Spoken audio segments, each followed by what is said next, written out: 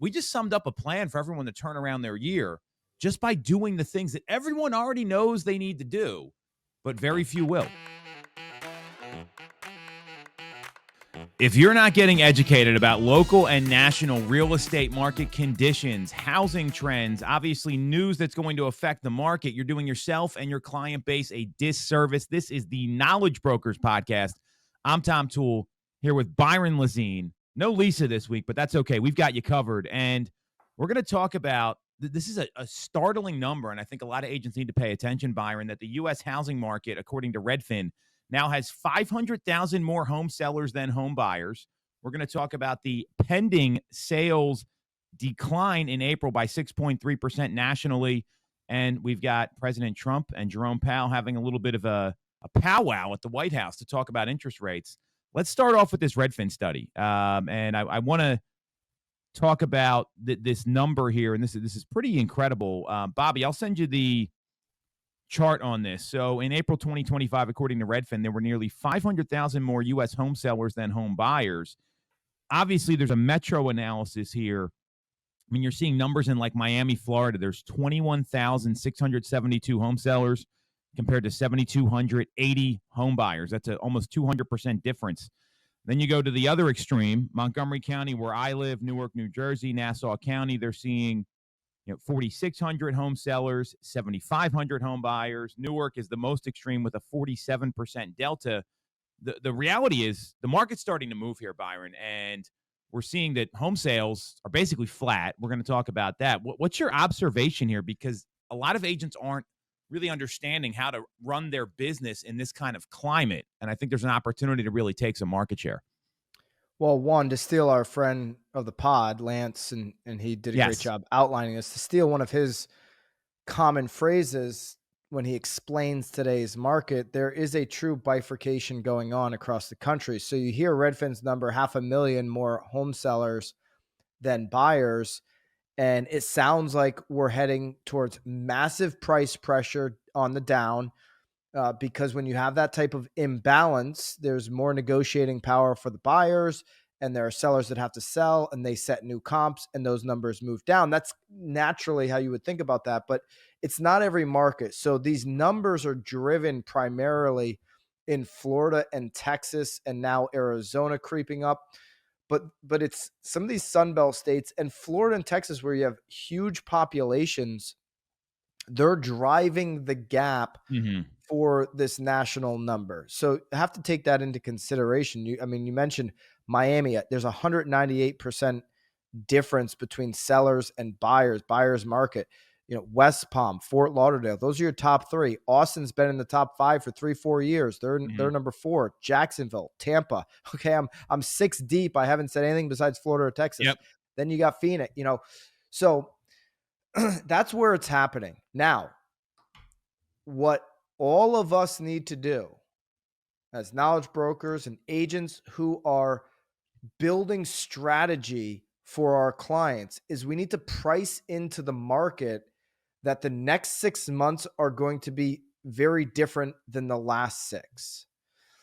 So as you sit down and strategize with a seller, it's not your fault that they waited till June. Some people are just going to wait. And, I want to list my house in July. Really? Yeah.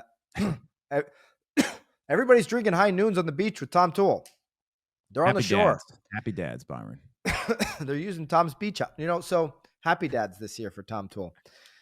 So what we need to price in for our sellers is that we're at a time of year naturally where inventory goes up, but it's going to be more extreme this year. So even in these low inventory markets, you're starting to see it. Inventory is increasing. Byron, you're absolutely right here. And there's a couple things you have to realize from the consumer side as well as the agent side.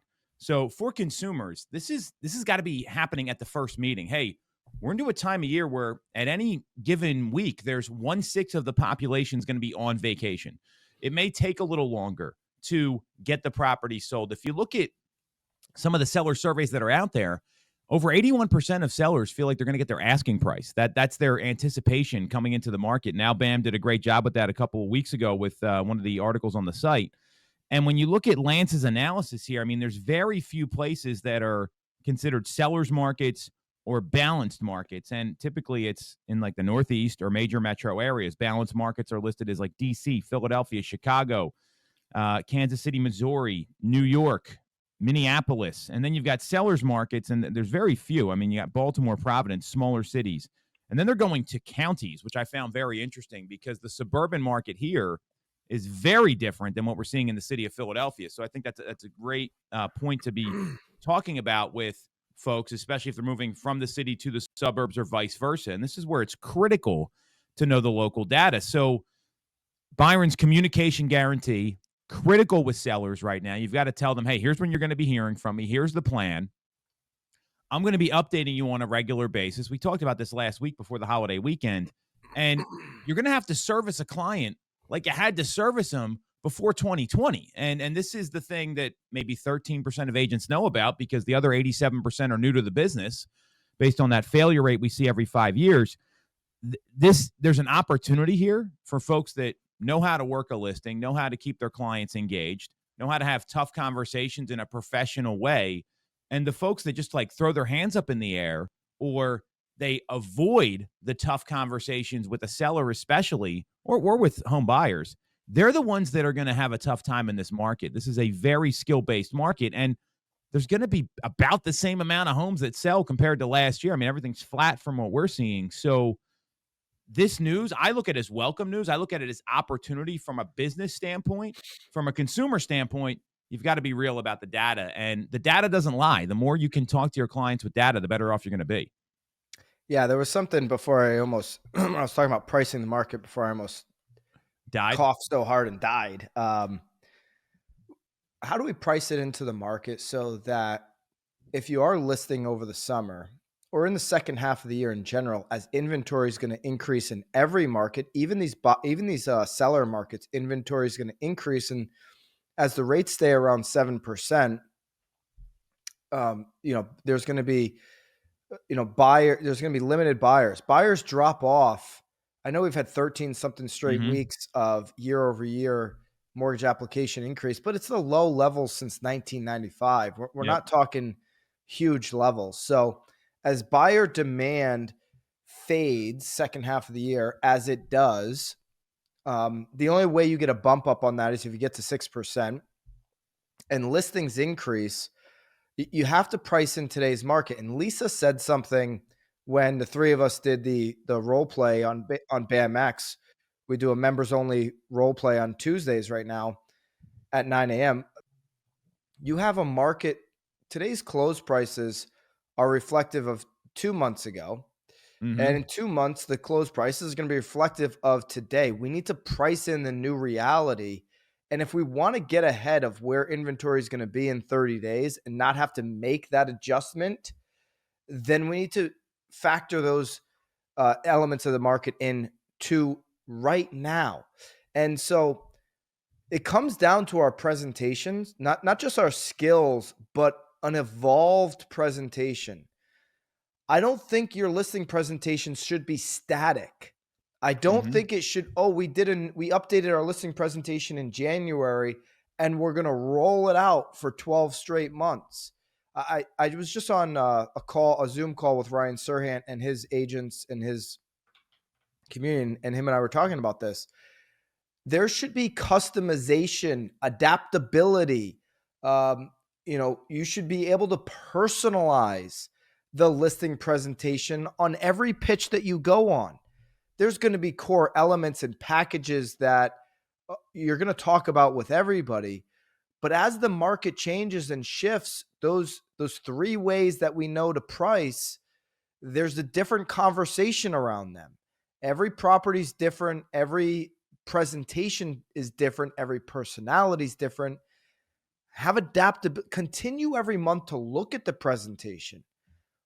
Where can I tweak this? Where can I update? What has changed? What's working better today in marketing? What's working better today on strategic pricing? Everything's strategy. It's not static. Strategy over static. Well, and I love what you said there because the scripts are important. You talked about the core elements, and This isn't an excuse for agents to go in and freestyle at a listing appointment. I want to be really clear. You've got to know the marketing pitch. You've got to know some of the key phrases, pricing in the market versus being on the market. You got to sell a home 3 times. Most agents have a 3-point plan. These are things I've used consistently. And when you evolve the listing presentation, it comes down to understanding the local data, right? Like, hey, Byron, this home, I know it's only about a half mile from here, but it's got a really bad lot, or that road's really busy. And then you have to really understand that data. And on top of that, what you want to do is, I'm a big believer in grouping the sales information into 3 buckets. You have your active listings. That's your competition. So you talk about getting ahead of the market. Well, this home looks like it's pretty similar to yours, or maybe even as a little bigger. So we want to be positioned under that property, even though it hasn't sold yet. And then you go to the pending sales, and it shows you where the market's going. And well, in most markets, you're not going to know the final sale price unless you got some inside intel. It shows you the asking price that caused the sale. It's the trigger point. So that can be a useful piece of data for a lot of sellers. And then looking at the pending date, not so much the sold date, because you mentioned earlier when we were prepping for the show, it's taken longer for homes to close, right? And Yes. when it takes longer for homes to close, well, then you got a 90-day close or maybe a 120-day close.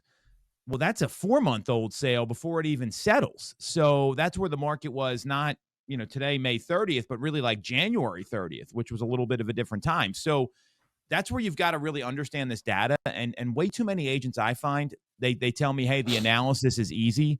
I think the analysis has got to be the most intricate part of the listing presentation, because that's what sellers really want to hear. They want to see your mastery of the market. And when you can present intel and then show it to them a way they can understand to be the next property to sell, that's how you're going to win and help people get their home sold in months like July and August and September. It's a big difference. There's a real reason Realtor.com every year rolls out the same story, that the best time to sell your house is essentially like April, right? And that's when you have the highest level of buyer demand. And in any market, even high inventory markets, the lowest level of inventory, relative to that demand. Obviously, you'll have a little bit lower in December, but you're not going to have that demand of buyers. So highest level of buyer demand to the lowest level of inventory. Coming out of April now, May, going into June here next week, you're going to continue to see new listings kind of hit that peak level over these next few weeks. Those sellers are late if the most important thing to them was price.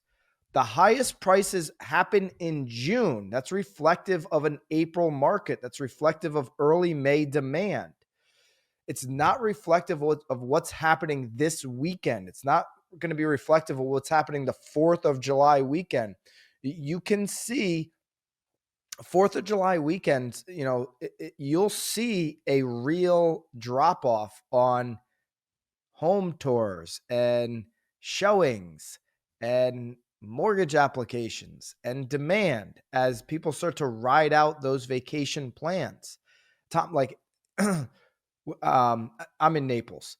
Everybody it's vacation all the time in Naples. Well, you guys got it. I get, maybe this isn't a very relatable example, but nobody's sticking around. I'm going up to Connecticut for the summer. Most of these parents, of our daughters, like the parents, Europe, Greece, Italy, Chicago, like it's all like nobody's staying here. So, my point is these are people that are family age, these are colleagues that are family age, they've got kids. So what if families, they need bigger homes? Well, none of them are making home decisions over the summer. Okay.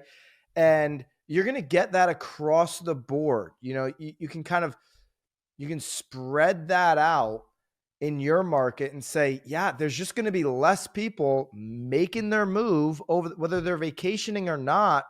They're planning the picnics. They're doing activities. So the level of interest lowers after 4th of July, yet you have all these homeowners that are late to the game that want yesterday's prices. and you have to sit down and re-underwrite the market with them. And that needs to be part of your strategy. That's the adjustment going into each listing presentation. Yeah, well said here, and I think that's all the more reason agents need to script practice. I see it all the time. I don't need to practice my scripts. I don't need to practice my presentation. Well, guess what? If you don't practice and you run up against somebody like myself or Byron or somebody else, you're in trouble. It's not going to go well because we're doing this stuff all the time. Ryan Serhant, right, is talking about adjusting his presentation. So success leaves clues here, ladies and fellas. So instead of avoiding the practice because you don't want to be embarrassed, actually lean in and try to get better. I think we got that point down. I want to talk about the pending sales, unless you got anything else, Byron. No, I was just going to say that call me and Serhant did the other day for his team was he said something that I think you could use as a mindset of owning your scripting framework, owning your adjustments to listing strategies from appointment to appointment. He said, go in there as the strategist, not the manager. Managers can be replaced and swapped out. Think about the Chicago Bulls, right? During their great teams with Jordan. The first coach, I think it was Collins, right? Doug Collins, yeah. Doug Collins was not the guy, not the manager. The coach is not the manager that won all the championships. The strategist, the person pulling the string, Krause, it was the same guy the whole time. Okay, be the strategist, not the manager. So be thinking strategy, be talking strategy, be tweaking strategy. Agents, past clients don't exist. Unless, of course, you're retiring in 2025, then consider your clients in the past. But if you're building a business for the future, your clients are your clients. This is where Mosaic comes in, the client experience operating platform for you to manage the client experience. See, cupcakes are cute. It's a nice thing to do, but it won't keep a client tied to you for life. It's not going to bring the value to their home living, home ownership experience for years to come. CRMs work for lead generation, lead capture, and lead communication, while Mosaic helps you transform how you manage those relationships moving forward with the value that they actually need in their home ownership lifespan.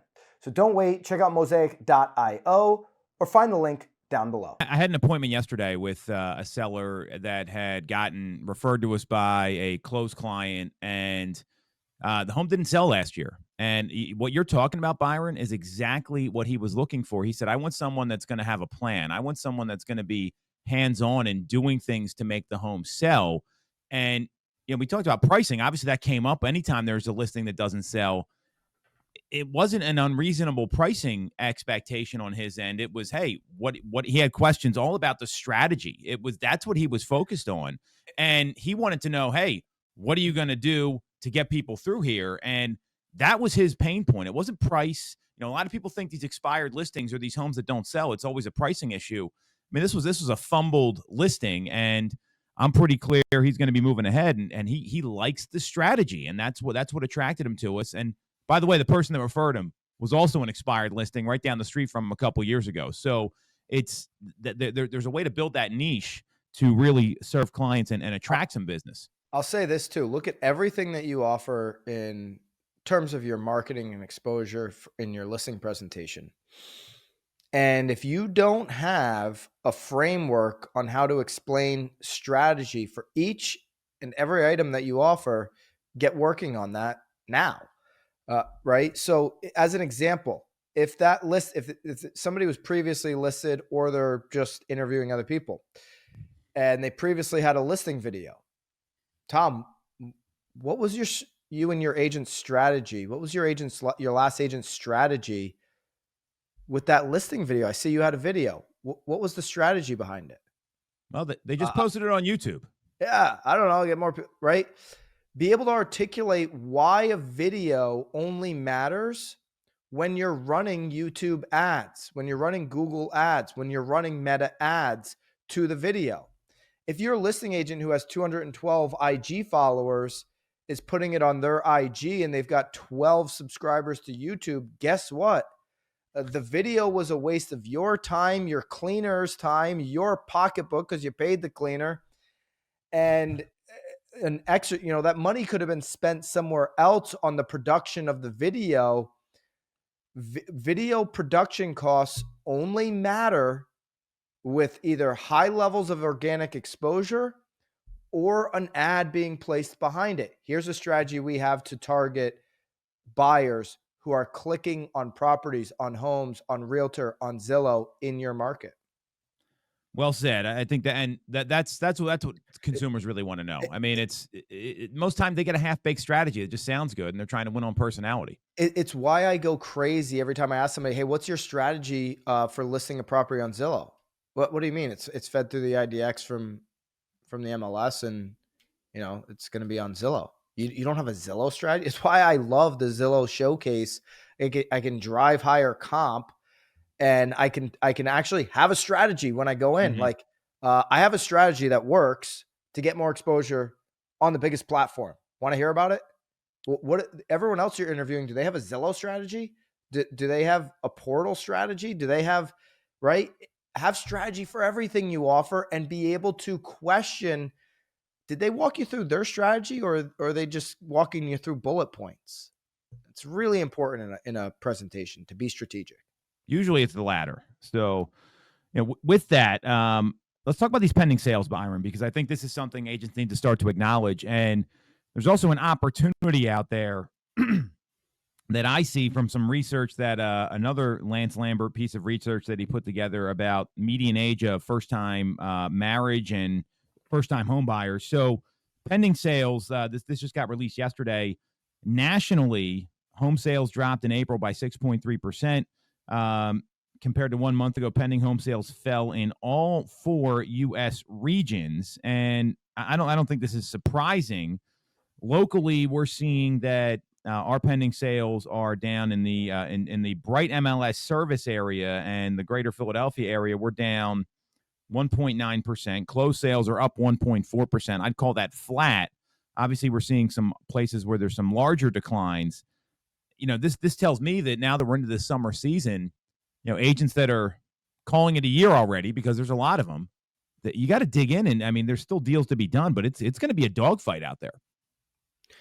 Yeah, locally for the team, Connecticut's flat as well, even with as low of inventory as Connecticut has had. And what that tells me is second half of the year, if the rates stay at 7%, and so here's how you underwrite your own market. If rates stay at 7% and you're flat, there's a strong likelihood that you go into the negatives on pending and closing sales. Closings are taking longer because there's more hesitation in the market. It's taking Jerome Powell longer to make a decision. I know he likes sitting on the fence. It feels good on his bottom, but he's taking longer to make a decision because he's still collecting data. What's going on? Tariffs are on and off. What's going on with the big bill? All these things take time to sort out, and buyers are doing the same thing. Especially now, I think it gets even longer, the sales cycle, as they're negotiating an inspection. And then all of a sudden, 4 new homes get listed at the end of June while they're negotiating inspections in the neighborhood. 2 of them, they start to get, FOMO over, and they're envious that they weren't able to go and see that house. That creates hesitation. It creates more discussions with their agent and the listing agent and the back and forth and trying to lengthen the negotiation. And then ultimately it just creates some level of dropout, which, cancellations are up a tick.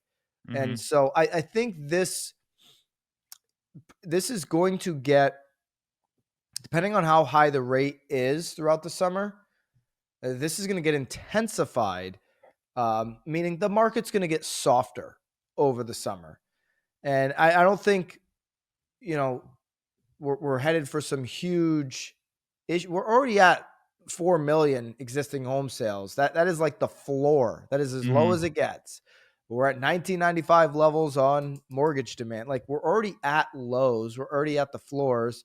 I think 2026 has potential, if things go right the second half of the year, to really have significant momentum, to get some some tailwind activity. But the second half of the year is going to be mucky. There's going to be downward pressure. And it's going to take, as our friend Andrew Undum would say, it's going to take some outdoor cats to go and navigate this deal.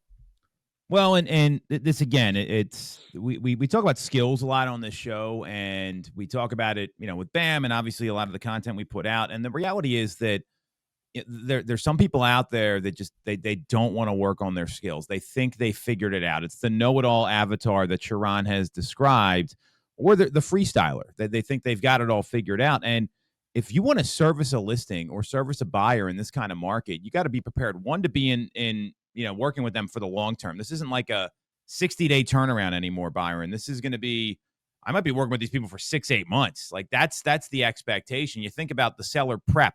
That could take a month or two. Then the time to get it on the market, to get it sold, to navigate the pending sale. That's what to expect here. And the same with buyers. I mean, their search period may be still around the same time, 30, 90 days, but getting them even to meet with you. It's not this, hey, let's go meet and let's get together right away. What's your value prop? Are you actually providing value? We're just calling them to check in to see if they're ready. And if you think Jerome Powell is going to save you here, ladies and fellas, just look at the meeting he had with President Trump this past week, where Trump basically said, and he posted on Truth Social, which is always a riot, the consensus of almost everybody is that the Fed should cut rates sooner rather than later. Too late, pal. A man legendary for being too late will probably blow it again, but who knows? Too late. Sorry. These comments are insane. They're hysterical. The reality is, though, Powell's not going to waver here. I mean, you talked about the data he's looking at. It's very clear to me he's still focused on inflation and jobs and employment. And if you look at what the CME group is predicting here, we got a Fed meeting coming up in 18 days. There's a 97.9% chance we're going to see rates stay the same. If you look at the July 30th meeting, 75.6% chance rates stay the same. And only until you get to the September 17th meeting do you see a 54% chance we see a 25 basis point cut, and a 31.3% chance rates still stay in the 425 to 450 range. So you're not seeing this until way into the end of the third, beginning of the fourth quarter. This is the market we're going to be in. And your comment about outdoor cats, what Andrew has to say, that's absolutely right. And that takes over-indexing on communication, over-indexing on high-volume conversations to find people that are motivated to transact, and then having a lockdown buyer and seller presentation, and then know how to service them afterwards. Is your communication going to be there? Do you have the right cadence? Do you understand how to work the CRM? Are you using anything to help ensure you can have these high-volume conversations? Because you're going to have to talk to more people to do deals. That's the reality in this kind of climate. Yeah, I mean, something that's become clear since Inauguration Day is there's only so much that the White House can do. Now, they want lower rates. That's going to be something that if they can achieve, they're going to be able to campaign on with upcoming midterm elections. They want lower rates for the everyday American and for small businesses. Wanting them and making them a reality are two different things. The Supreme Court has essentially blessed Jerome Powell. They've put it out there that President Trump cannot fire Jerome Powell. They've also essentially, and you saw it with kind of the flip-flopping this week, you had one federal judge say, stop the tariffs, and then it gets turned over in appeals within hours, not even a day.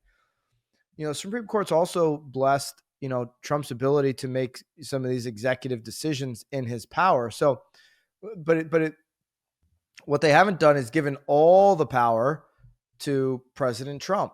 And Jerome Powell's going to have his position. He made the statement, he had the quote this week that rate decisions can't be political. And I'll give him that. I don't think he's made too many rate decisions, with political drivers attached to them. You can argue that printing the $2.3 trillion, it's an argument I would make, during the beginning of the Biden administration was very political. He basically said to Congress, like, hey, print the money. It's the last time you're going to be able to print it. That kind of caused inflation. That's his biggest mistake. Was that signed with the auto pen? I'm just curious. Was that like how did that work? It's like giving a crackhead, another Crack? bag before they go to the rehabilitation center. It's like, hey, do you want this bag or not? You give Congress money, they're going to take it.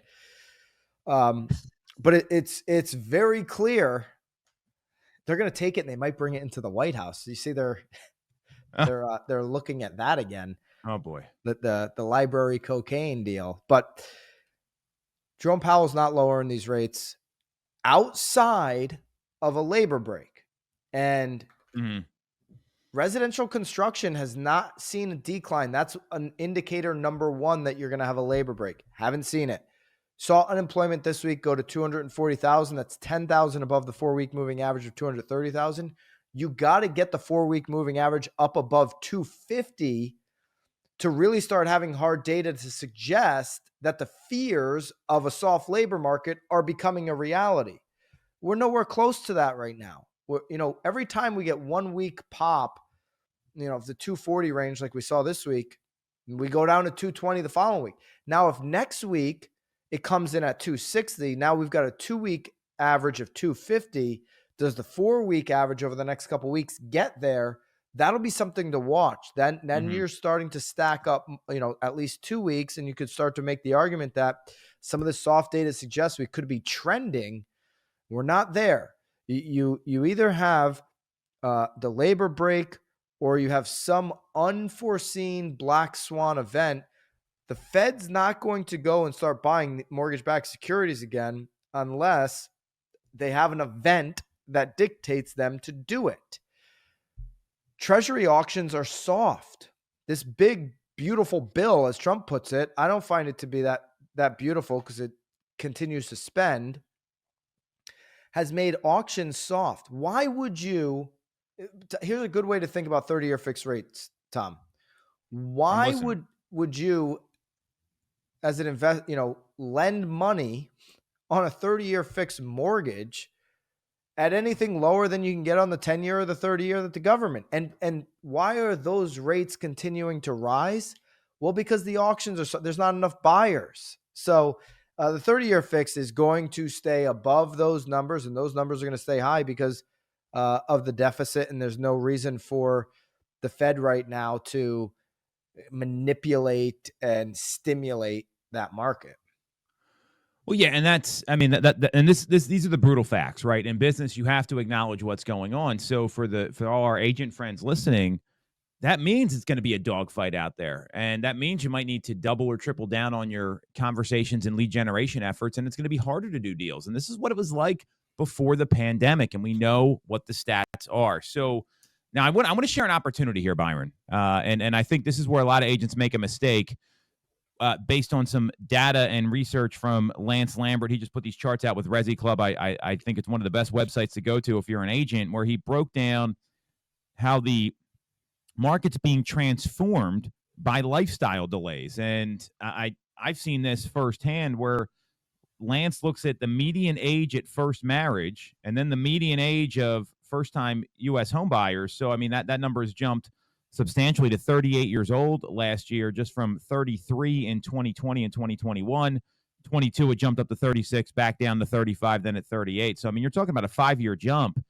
And it looks like there's a correlation there with when people get married. So the average age, or the median age, of women getting married is 28.4, men is 30.2. And his takeaways are, one, you can't fight the trend, which I agree with. But here's the takeaway I saw, is that agents should pay close attention to the preferences of affluent 30-somethings and increasingly affluent 40-somethings. This group now represents a significant share of first-time home buying activity, and importantly, many of them are poised to become repeat buyers in the years ahead. So what I see there is, and I've seen this happen, people bought a home like 2-3 years ago, but you're 30 years old getting married.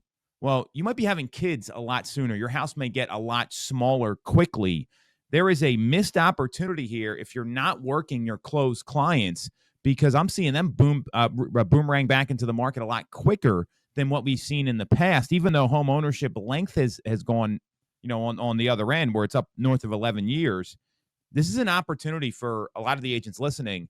And I'd have a plan in place to, make sure my relationship's intact with these folks. And it's about delivering value. It's about emotional value, not necessarily market value. Are you seeing the same thing in Connecticut? I mean, I just think this is such a missed opportunity because most agents, they close the sale and then they never talk to these people again, but they were happy with them and they would have used them again. They just, the agent lacks on communication and follow up. Well, agents tend to make the mistake constantly in a lot of different ways, but this way in particular, where, they've got a happy client, they had a great customer experience, closed on the house. Hey, Tom, we'll be here for the rest of our lives. What a great house. Sheila from Mosaic put together this great buyer's guide, and she's like, stop using the word dream house. Horrible word to use. Dream home. It's right home. Okay. So right home, right time, right dollar amount, right? That's the way you want to talk about this stuff. But agents will take clients at face value. Oh, this is a dream house. They're never going to sell it. And then in 5 years, they see it's listed with somebody else. How could that be? Things change, things happen. In the time we're living in right now, from anybody who bought a house from 2020 to today, people were buying homes because they're like, let's YOLO. We just lived through COVID. I don't know what's going to happen, or I need to be in a different location. Now I don't need to be in that location, or I need a smaller house or bigger. There's a lot of changes going on. There's going to be pent up demand when those rates get lower that kind of burst through. But yeah, I mean, you need to have a system in play. I mentioned Sheila with Mosaic. That is the system that kind of she's built of being able to at least automate valuable information to your clients for life, where, sending them insurance updates and tax bills and these types, being the central figure to the post-closing home experience, vendor relationships, all of that kind of stuff. I think all of that's relevant. I think it's much more relevant than dropping by and giving somebody a cupcake who's on a sugar-free diet. Like, don't give me a bottle of alcohol if I'm a recovering alcoholic. You're popping by with stuff that, let me order 15 different boxes of cupcakes and think everybody likes cupcakes. I'm not 12. Yeah. If my agent shows up with a cupcake, I'm going to be like, cool, you're not coming in because you just wasted my freaking time, and I'll let my kids eat one of these and I'm throwing the rest of them away. So stop. I agree there. Yes. Stop whoring yourself out with this crap. Yeah. Well, and to me, there's, I mean, you and I share a similar mindset where I'm a big believer people want the professional, right? My estate attorney isn't dropping by with a bouquet of flowers for my wife that hates flowers, right? My accountant, you know what I get from him? I get a bill every year. That's what I get from my accountant, which is fine. And he gets me a great tax return that's filed. So I want you to, your doctor doesn't come by after you get surgery and like walk over with a bottle of booze or something. Professionals don't do this stuff. So what I'm clear on, I think there's 5 different touch points I outlined here that you can really over index on. And Luke Ackery talks about this. You know what the best amount of touch point is for a closed client? More than you're doing right now in a professional way. It's not some magic number. It's just more. So we use direct mail. We send 17 pieces of direct mail a year to all our closed clients. That's a little passive, but it's things like market updates, top events to do in the area, a Google map of our home sales. That's most of them. And then we do some offerings. Hey, do you want a home value equity report? That's one thing you could do. Just put them on direct mail. If you want to over-index on that direct mail, you could also send them birthday and anniversary cards, right? And that's really effective. You should be calling these folks, right? The birthday call, the anniversary call, the happy holidays call, that stuff works. These are plays that work. One of the things agents refuse to do, and this is like the easiest thing. So you use Sierra Interactive and Home Scout and all these things, right? There's a million different property drip websites. Yeah. Real Scout, sorry. I was thinking there's HomeBot, there's Real Scout, there's Fellow, whatever one, doesn't matter. Put them on a monthly sales activity report for their neighborhood because people really care about that stuff. And just getting an email like that, it's very easy to do. We send a weekly email about the market to our folks. There's all these things you can do as a professional. But you know what most agents do, Byron? None of them. They don't do any of this stuff. So I would sit down and look at, hey, what's my plan to stay top of mind? And this isn't going to produce sales for you right away. When you're working your sphere and your database, it's not like prospecting or making calls to inbound internet leads or expired listings or for sale by owners. This is playing the long game. And at the end of the year, the results are going to be the results. But you've got to do these activities regularly and never stop. And so many people don't have a plan with this. You know what I love is, Tom's story. We were talking about this a couple years ago, and it's a play that works in any market when you have clients that you've already transacted with. Sending over a simple email like, "Hey, there's been some changes in the market. I know you're probably pretty happy with the home. I just wanted to make you aware of them as they relate to your house. So this isn't something I'm posting on Instagram. It's something I'm sending directly to you. It has personal information. It's 2 minutes. I put it into Loom. You can watch it. I suggest you watch it on 1.5 times speed. I don't want to take up too much of your time, but I wanted you to have this information." And then you just pull up their house and go through some of the changes in the market. You go, when I say Loom, you do it because you're screen sharing. Like how I go in the lower box on the hot sheet, Loom will let you do that. It's a way to just create a simple video that allows them to watch it 1.5, 2 times speed, a 2-minute one-on-one video.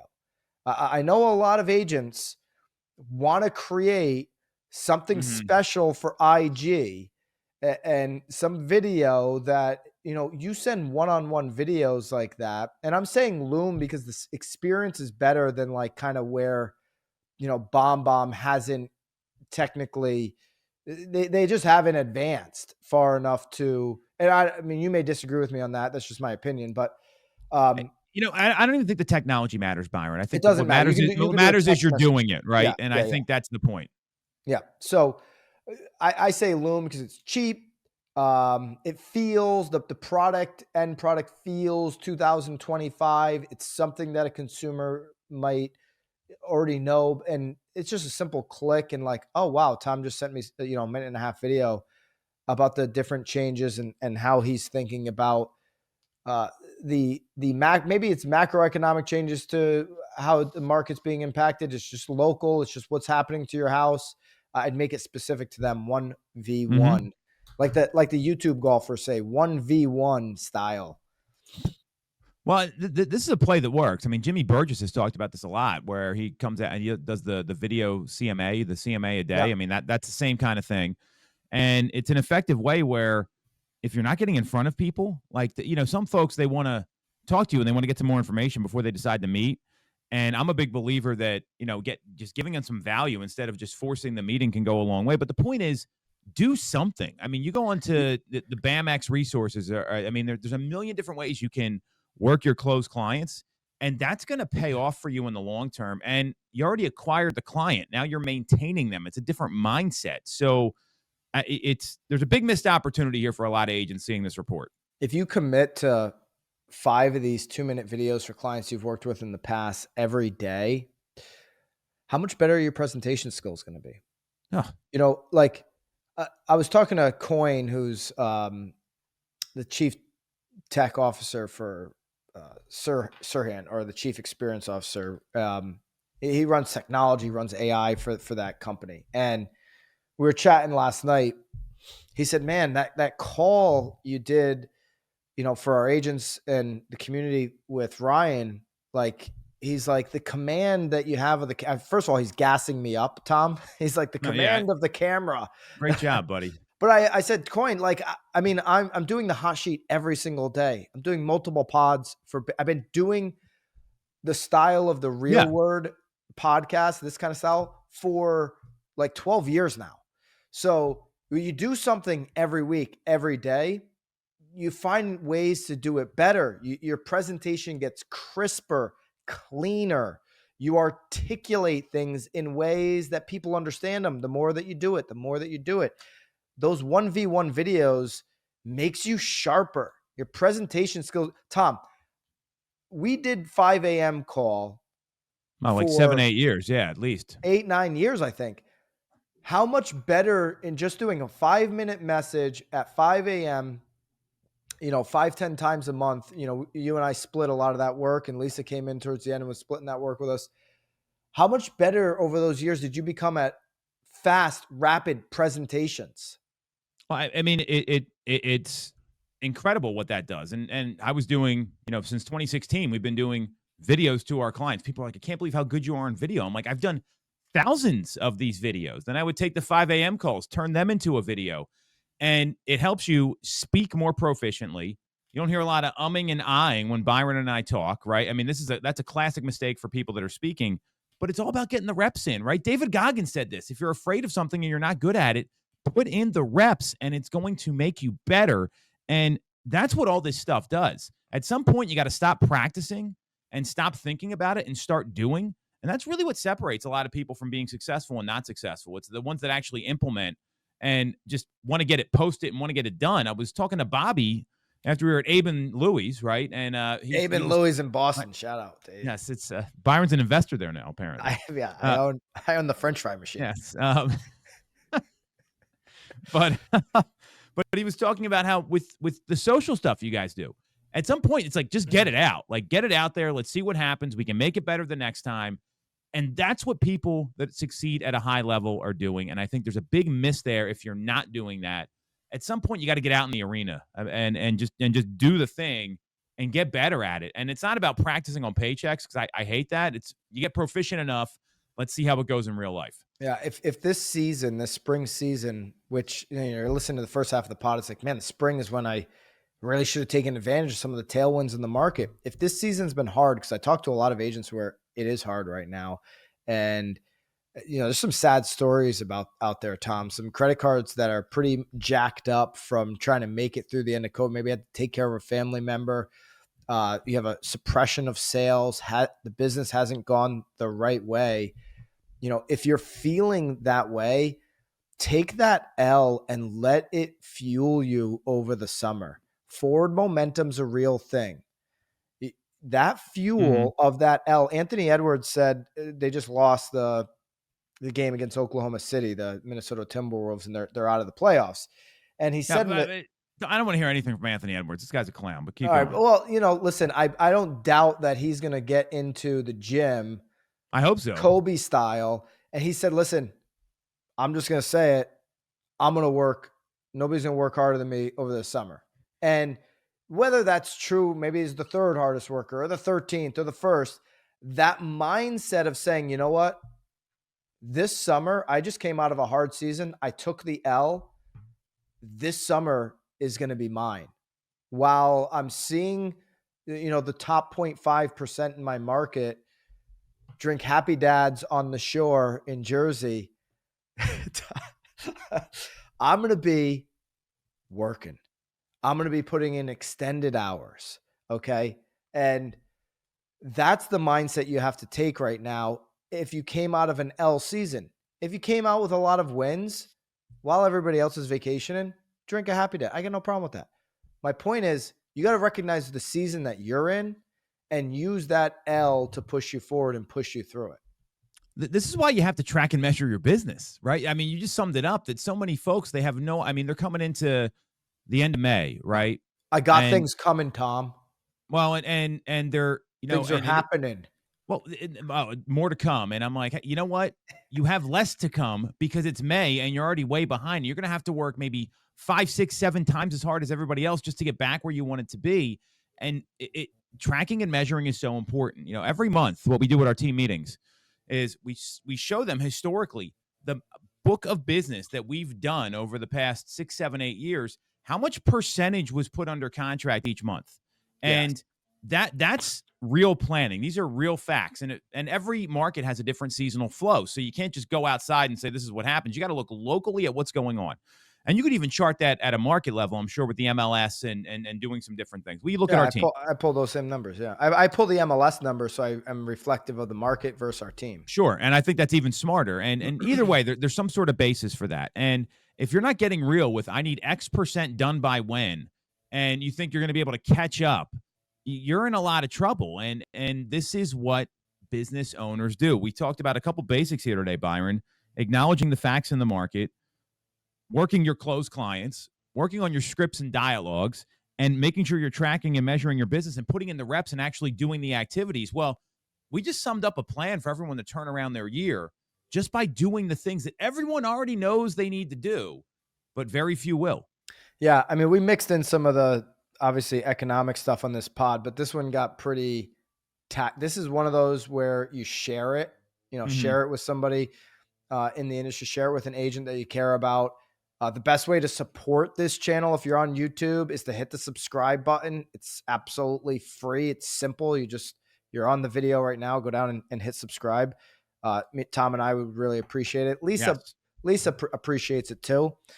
She'll be back next week. So a little bit of knowledge broker podcast notes here. Okay. As we close out next week, Lisa will be back and we have the realtor.com CEO, Damien Eales. And so make sure you've subscribed, hit the notification bell. Don't miss next week's knowledge broker. Damien's CEO of realtor.com. And guess what is going to be the first question? Well, we'll give Lisa a chance to. What's your stance on clear cooperation? They haven't pulled a stance yet. Okay. I'm so sick of clear cooperation for one reason.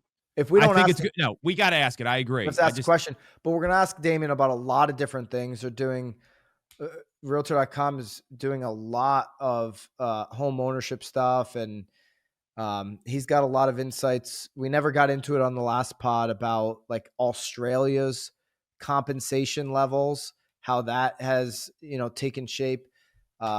There's a story, we didn't even get into it, but could the commission settlements be thrown out? That one's kind of hilarious. I like what we talked about today because this is going to help. I'm not even going to get into that because it's got no teeth on it. But there you go, Tom. Have a good weekend. You going to the shore? No, I will be going to a baseball game this weekend. Season finale for the Lower Merion Phillies. Very exciting. So it should be. We got school for another 3 weeks up here, man, and we got dance. Done. Yeah, I know. Well, you go back earlier. It's a seasonal flow, right? It's warmer in August. You want the days off in August, not in. It's been raining for a week here, so I'm okay with it. 91 and sunny here. It's always like that. All right, go Birds.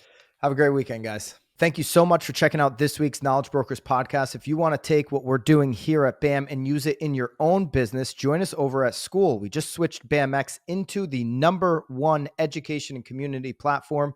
Go to school.com/BAMX or hit the link in the description, school.com/BAMX. I'll see you in the community.